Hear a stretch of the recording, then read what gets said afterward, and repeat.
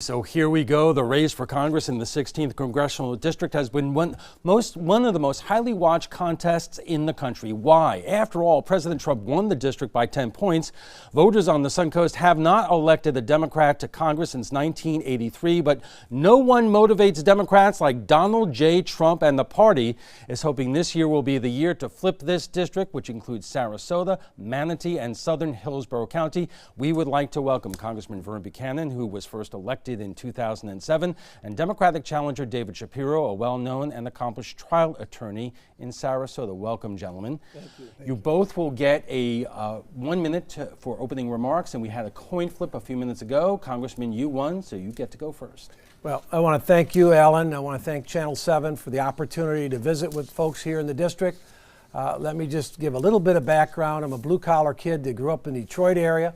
One of 6 kids. I was the oldest. To give you some sense of that, I had a little background. I remember my father and mother both worked in the factory with 6 kids, but I remember asking my dad, why do you work afternoons? He said, I make another dime an hour. That's where I came from. I put myself through college, and then I met my lovely bride. In 1976, we got married. We celebrated our 42nd anniversary. But we built 2 big companies together, Speedy Printing, 1976. We started with a couple of stores, built that into 750 stores across America, sold it, and then came to Florida in 1990, and we got into car dealerships, and we acquired a lot of car dealerships over a period of time. I only say that humbly because I've lived the American dream, and my goal is to make sure that our children and grandchildren have the same opportunities that I've had. Regardless what their dream might be, I want to make sure I do everything I can to make sure they realize their full potential. Congressman, thank you. Mr. Shapiro. Thank you. Thank you, Alan, again for this opportunity. For nearly 30 years, I have had the honor and the privilege of representing people in our community against powerful insurance companies and callous corporations. And really now I see that those very same companies are running Washington as lobbyists and special interests, and Congressman Buchanan is helping them and supporting them. 12 years in Congress, he recently wrote himself a $2.1 million tax break while working families and seniors are struggling. From his record, it appears he doesn't really care about the health care of the working families or people with pre-existing condition. He doesn't care about seniors who are struggling, trying to get by on Medicare and Social Security. And he really doesn't care about the environment, which, as we now see, exacerbates the red tide, which is affecting our way of life and killing our economy. I do care. And that's why I'm running for Congress, because you can't change Congress unless you change the leadership and the people that you send there. Okay, gentlemen, thank you. We have to take a quick break, but when we come back, what might be the most important vote one of these 2 men will have to make. So stay with us. Welcome back to the 16th Congressional District debate. Joining us is Republican Vern Buchanan and Democrat David Shapiro. And gentlemen, we're going to discuss a lot of issues tonight, and I would imagine a lot of issues that you strongly disagree with each other. But arguably, one of the most important votes that one of you 2 men might make in the new Congress, should the Democrats win the control of Congress, is whether or not you would vote to impeach the president if Special Counsel Mueller finds that laws were broken. So let me put the question in this fashion. The president won this congressional district by 10 points. Would both of you promise not to vote for articles of impeachment should the special counsel come up with what he believes are grounds for impeachment? Congressman. Well, I'll address that, but I do want to go back on his opening statement. He should be ashamed of himself attacking me. I'm not up there to feather my bed or anything like that. I'm up there to make a difference. I mean, he's a personal injury lawyer that sues seniors and everybody else in this community, a lot of my business friends, and he's made millions of dollars doing it. So I just want to make it very clear. If he wants to go down this road, that's why he's losing. He's running a negative campaign. And it's a shame because we should be talking about issues tonight. Okay, on the issue of impeachment, would you promise right here, right now, you would not vote to impeach the president should articles of impeachment be levied if the Democrats win control? I would just say this needs, I want to let it play out and see where it goes in terms of the investigation. I think it needs to be a full investigation. I think these things go on way too long, but I'll approach that when that time comes. but I can't imagine this it's going to go to a point of impeachment. Now, the Democrats have made it very clear that they're going to impeach day one. That's their agenda. That's where they want to go with this. They've been wanting to impeach him. If they could have, they could impeach him last year or so. And so we'll see what my opponent says. Okay, David, same question to you. Would you promise not to vote for articles of impeachment? Again, I agree with Congressman Buchanan. Nothing can be decided until the Mueller investigation is completed. There's no reason to get ahead of ourselves. We don't know what it's in there. It's all been speculation. There's been a lot of political posturing. But from my point of view, we should finish the investigation, see what it turns up, and then make a decision based on that information. That's how I see it. It's really not a political event at this point. It should simply be an investigation. If nothing else, to determine whether the Russians were involved in our elections, to what extent, and how can we stop it from happening again. Let him finish without impediment. Follow-up question, Mr. Shapiro. We know what's been in public in terms of the Mueller investigation, the events that led to the firing of the FBI director. Do you believe if the special counsel found that the president committed obstruction of justice, he should be impeached? Can't make that call right now. It depends. It's crimes and misdemeanors, and it depends if the national security of the United States is in jeopardy. There's so many different things that we don't know just yet. How can anyone make that decision without the conclusion of the investigation? Now it's all speculation. All right, Congressman, I want to give you the same opportunity. Yeah, I just think there's so much politicalization. I co-chair the Florida delegation. I've worked with the Democrats, Elsie Hastings, and the two of us work together. We've tried to find areas that we can get agreement on. I just got rated as one of the most effective and one of the most bipartisan members of Congress by University of Virginia and other credible institutions. We've got to find a way to work together. Okay. Another issue that weighs on the minds of many people who live here on the Suncoast and everywhere is the economy. The stock market continues to soar, except for today. But in corporate profits also are soaring thanks to last year's tax cut. The gross domestic product is over 4%. Unemployment is at a 49-year low. But as the New York Times recently reported, hourly earnings have moved forward at a crawl, with higher prices giving workers less buying power than a year ago. A lot of middle-class residents of the Suncoast continue the struggle to make ends meet. Many still don't earn what they used to before the 2008 economic collapse. So, Congressman, what specific ideas do you have to change that? Well, I don't think the New York Times is right. I mean, these are a lot of people that are journalists. They're writing things. I've been in business 40 years. The business, when I left, we had 1,200 employees, almost $1 billion enterprise. I can tell you, I ran into a merchant in town just on Main Street having lunch yesterday. And my point is unemployment goes down. They can't find workers. They're going to pay more. You're going to see bigger paychecks. Talk to anybody that's in the real world in terms of running a small business, and they're having to pay more. So with this heat and the economy growing like it is, you're going to try to attract and get the best people or better people, you're going to have to pay a lot more to do it. So I think that's going to be in itself. We've got one of the best economies I've seen in 40 or 50 years. We've had good ones, but growing at 4%, nobody thought we'd ever get to 3%. So I think Trump does get some credit as it relates to what the growth has been. As you know, I chaired the Tax Policy Committee. I still do. I think tax reform has made a huge difference. That's that and deregulation. That's why we're exploding and getting everybody back to work today. Mr. Shapiro. Well, see, I see a different way. I see a different happening. As an attorney who represents working families, they're struggling. They're struggling. A lot of them don't have stock portfolios. It's not really helping them in any way, shape, or form. They have to have 2 jobs. They still can't afford health insurance. They can't afford daycare. They're having problems putting food on the table, and they have 2 jobs. I mean, they're underpaid, and it's a real problem. I mean, that is the issue with the tax law that we just discussed a moment ago.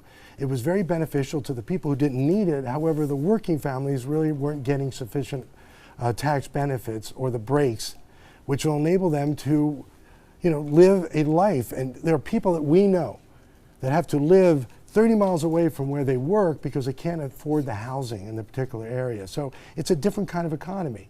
Now, it was starting to get on that great path when President Obama was in office, and it's still a continuation. But there's so much more work to do that has to be done. So maybe where Mr. Buchanan goes to have his breakfast and whatnot, I'm seeing a lot of different problems associated with this economy. All right, Congressman, I'm going to give you 30 seconds to respond to that. Let me just say that he's against it. We cut families of four in this area $2,400. It makes a big difference. Pelosi, who recruited him, basically said it's crumbs. It's not crumbs to these working families.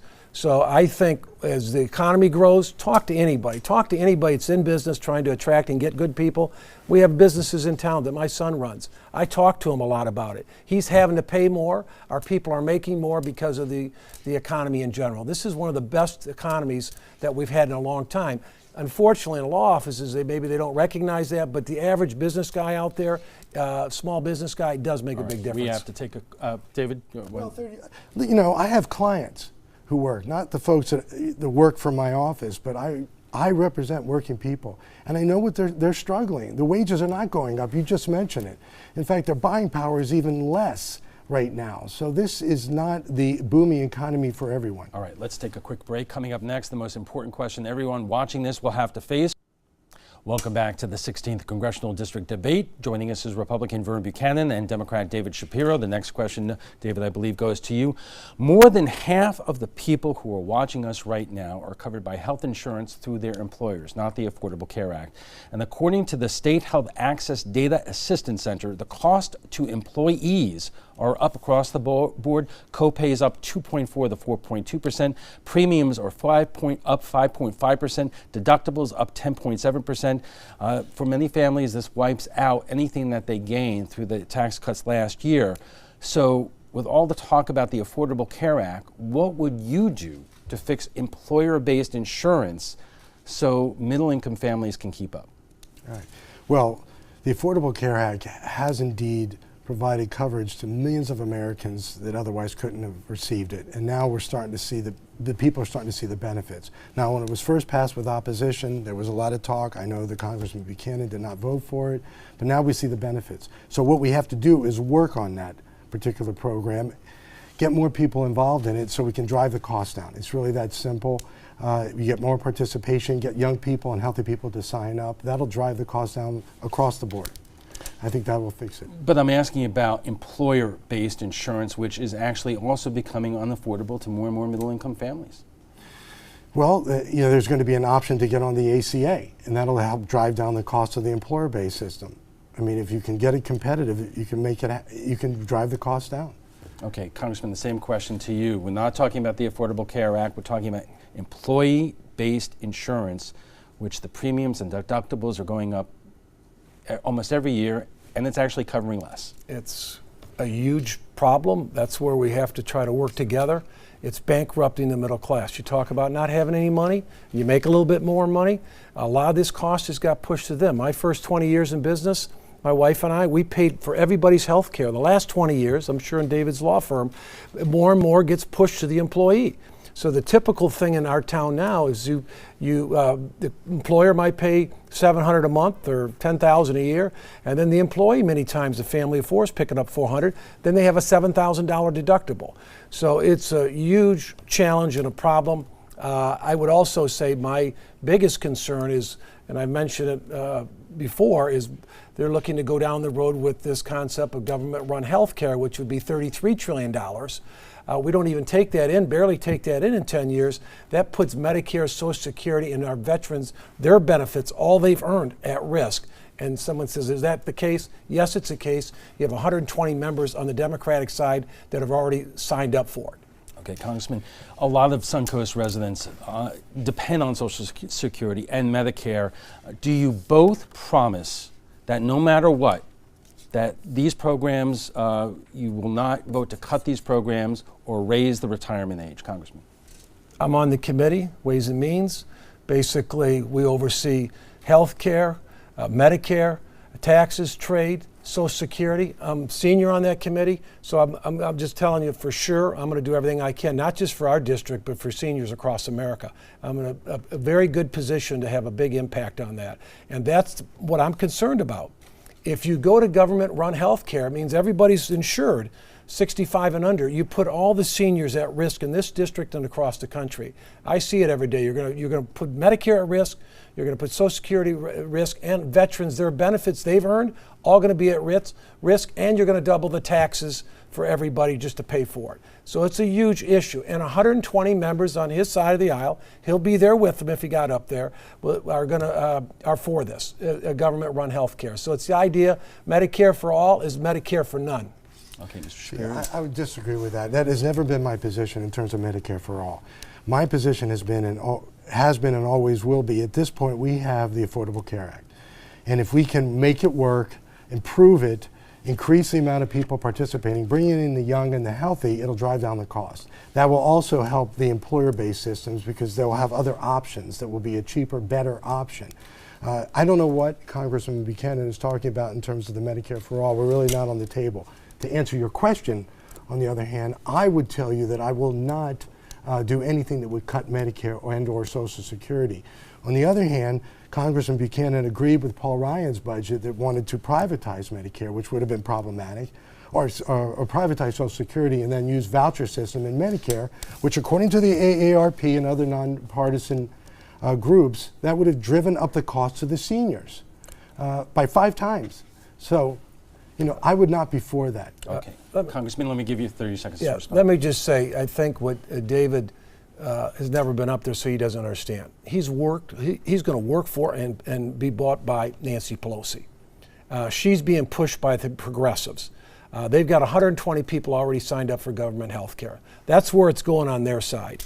And for him to think something different is crazy. Now, let me just tell you, I've looked at the local numbers for what he's talking about, the ACA or Obamacare. But the bottom line is the average person in our area is $30,000 a year to get the silver plan. Now, if you get some subsidy, it's less than that, but that's what it is, $30,000 a year. Nobody, and I mean nobody, can afford that, the working class families. We have to take another quick break. We are just getting warmed up. The 16th Congressional District debate between Congressman Vern Buchanan and Democrat David Shapiro will continue in a moment. When we come back, is it time to make a huge change?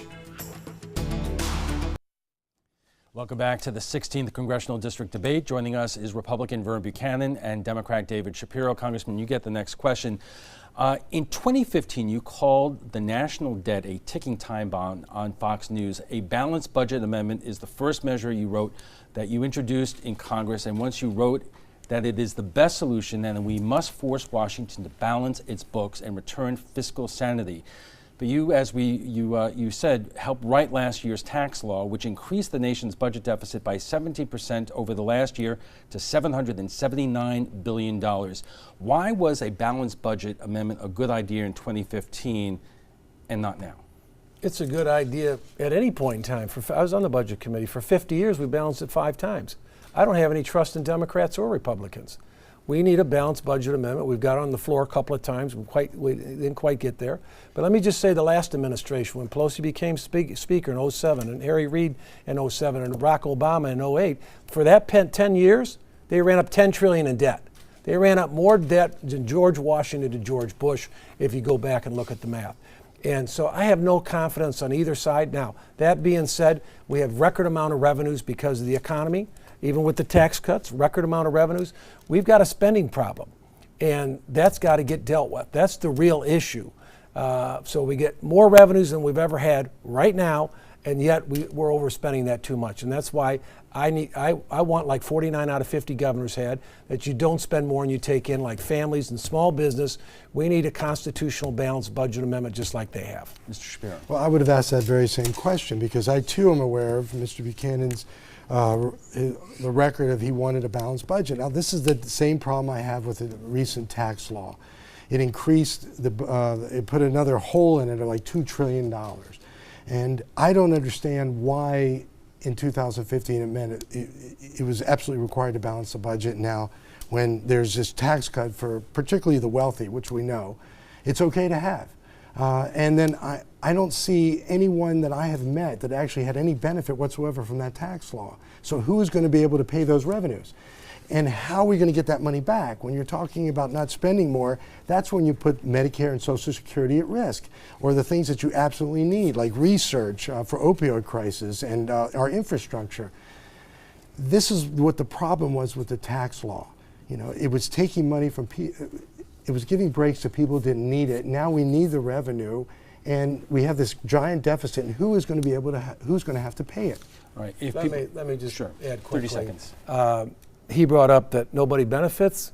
I don't know who his friends are. Everybody benefits. 90% of Americans benefit. 90% get a $2,400 deduction. Small business gets $2,500. They get full expensing.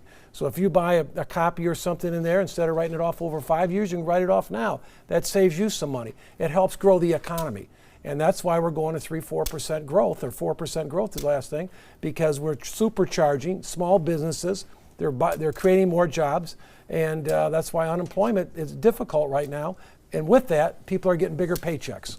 Right. If you want 30 seconds to respond to that. And the other point was about the debt under the Obama administration. We were in the middle of a Great Recession. I mean, literally. I mean, it was absolutely necessary. 10 trillion? Well, I mean, it was absolutely the Great Recession that was caused by the Bush administration. So something had to be done to avoid a Great Depression. So I don't think it's fair to compare that deficit at that time. Clearly, we didn't need to add another $2 trillion to the deficit. But let me just say, just quickly, he blames it on the Bush administration. They were there 10 years. Pelosi, Reid, and Obama for 10 years. They ran up $10 trillion in debt. At some point, you got to take responsibility. If I put a person in business, I can't say for 10 years later, blame it on the last guy. You know, they were not pro-business, and as a result, we never got more than 1.5% growth, and that's why the country is struggling, or has been struggling as a result when they were there. All right, let me ask another question that is really on people's minds. If it's not health care and their budget, it is the price of things that are going up after several years of relatively cheap gas. Gas prices have shot up. According to the AAA, global supply and demand concerns continue to weigh on oil prices, which are dragging gas prices higher. As a result, OPEC output remains low, and the U.S. sanctions are expected to limit exports from Iranian crude. Mr. Shapiro, as you know, that we left the Iran nuclear agreement, which really slowed up and cut down on Iranian oil imports. Was it a mistake to leave that agreement, yes or no? What would you do to lower the price of gasoline? All right, well, it's a two-part question, obviously. In terms of whether we should have left the Iranian agreement, I wasn't in favor of it for different reasons when it was first entered into by the Obama administration. It was a matter of security for Israel. But once we got into the agreement, until such time as Iran absolutely broke that deal, I think we had an obligation globally to stay within that deal. And if there was a problem with it, we should have, consulted with our allies and tried to repair it as opposed to just abandon it. And now in terms of the cost of gasoline and the issues that you're talking about in terms of losing the oil from Iran, maybe now is a good time to start transitioning over to solar energy. Maybe this is exactly the reason why for so many years people have said, let's try to transition away from fossil fuel and start using solar and wind, because we're going to have these issues constantly. So that would be my response to that. Congressman, same question to you. When I first started running for Congress, the whole thing was get off foreign oil. So David and I kind of agree on this. We got a lot more capability. We've got a lot more production capability, but I think you need all the above. Solar is making a difference. The wind is making a difference. It's not a big difference. I like to get that technology, but we need to look at all the sources. But we are producing more. It's really about supply and demand in the world.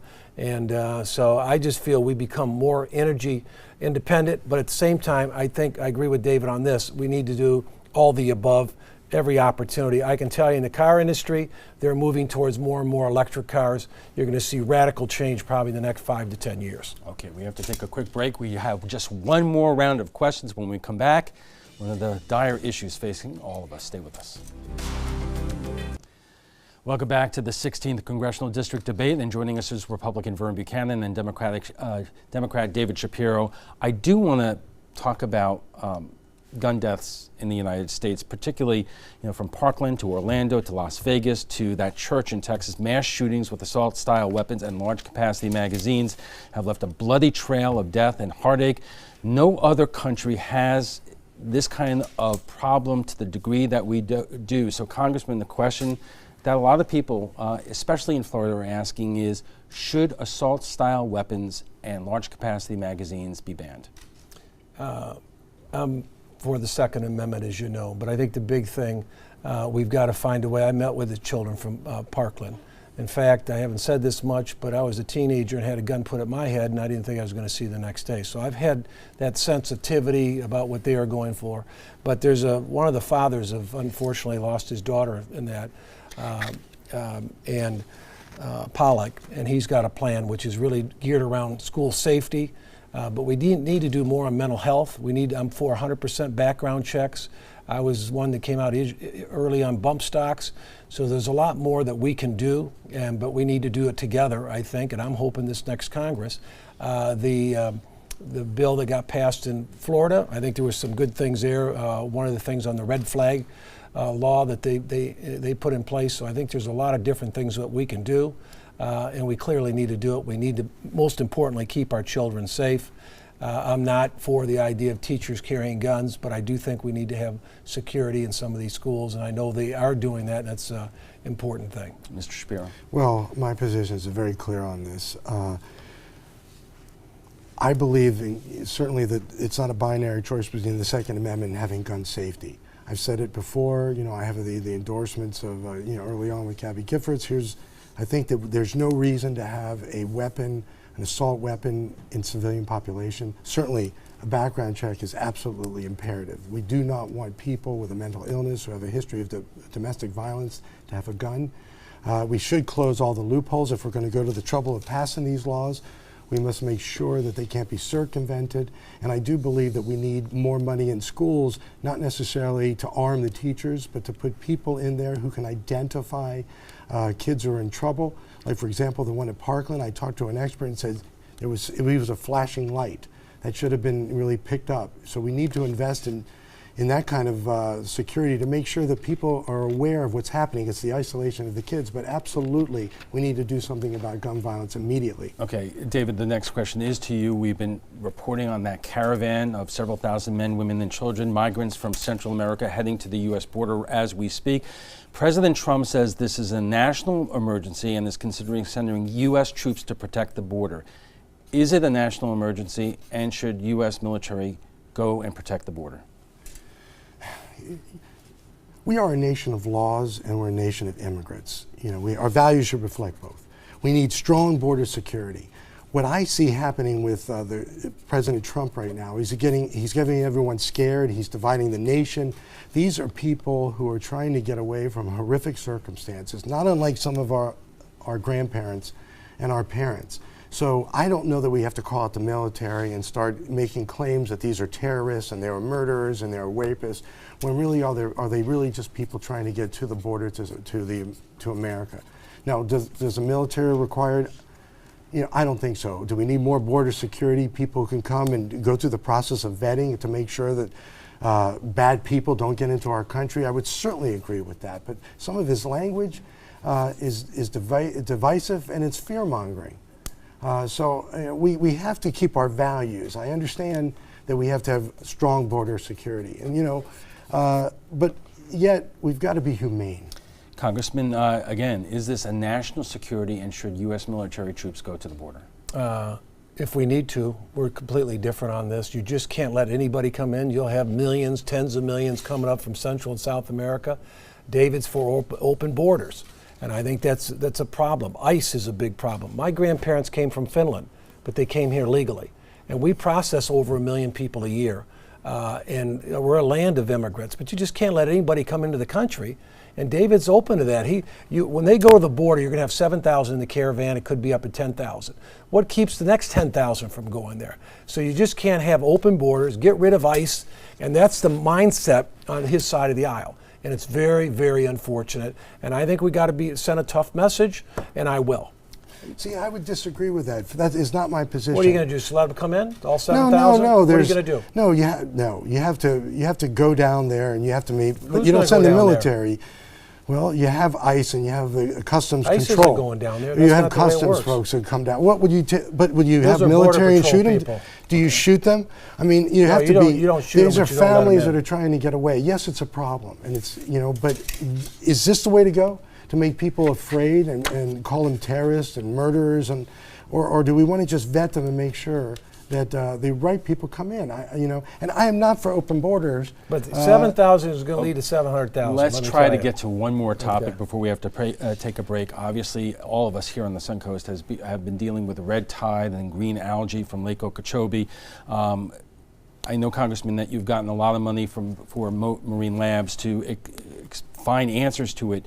Ron DeSantis, who's running for governor, has declined all money from Big Sugar during his gubernatorial campaign. It's been reported that you took over $100,000 for them. Is it appropriate to return the money? Does Big Sugar have a big responsibility for what they dump into our water supply? Let me just say, if someone wants to support the campaign, then I don't know how much they've given us lately, but you got to raise for it's an $8 million race. You got to raise money. But the bottom line is, for me, take a look at my record. I just got $8 million, my bill, for red tide. Just co-sponsored another bill for $15 million. We just got that, and then we're talking about another $100 million that we're looking at. He's become a election day environmentalist. But the bottom line is, what did he ever do before he got involved? The 10 years before I ever ran for Congress, basically I worked on Mote Marine in terms of a trustee. I was vice chairman of Mote Marine, and I worked closely with the CEO, and he has made it clear that I'm a leader on these issues. David, a quick response. Well, yeah, absolutely. No, I totally disagree with everything that Congressman Buchanan said. I have been environmentalist all my life.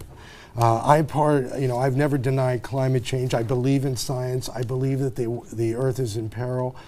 In terms of the money that was given, was brought down to Mote Marine, that's about research. I get it. But right now, we need to actually do something. We know what's causing it. It is Big Sugar. We know that. So let's first start with stopping what is causing it, and then start doing the research how to mitigate the problem. All right, we have to take a quick break. When we come back, the candidates will make their closing remarks. Welcome back. It's already time for closing statements, and by the congressman went first to open. Mr. Shapiro, you go first to close. Thank you, Alan. Thanks for this opportunity. Congress is broken. The politicians in Washington right now are so busy arguing with themselves, they're not getting anything done. And quite honestly, Congressman Buchanan is part of that problem. You cannot believe his comments when he talks about independent and bipartisan, because the record shows that he has voted 98% of the time with the Republican Party and 96% of the time with President Trump. He toes the party line, even when it means hurting people here at home.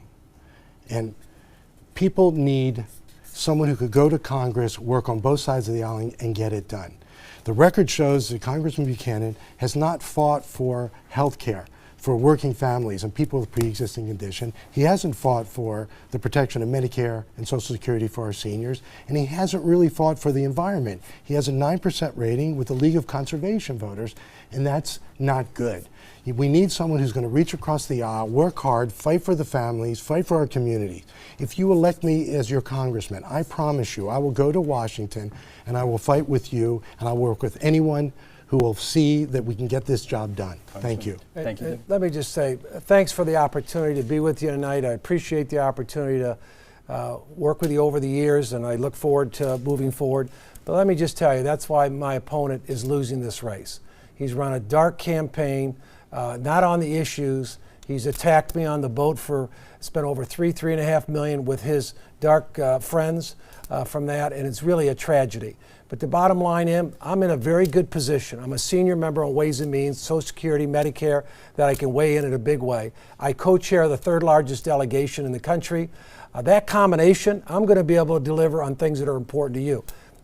Tomorrow I'll pass the 16th bill that'll turn into law that helps us with red tide, that helps us with veterans, also in terms of helping with Wares Creek in Manatee County was something. It was almost a $50 million project.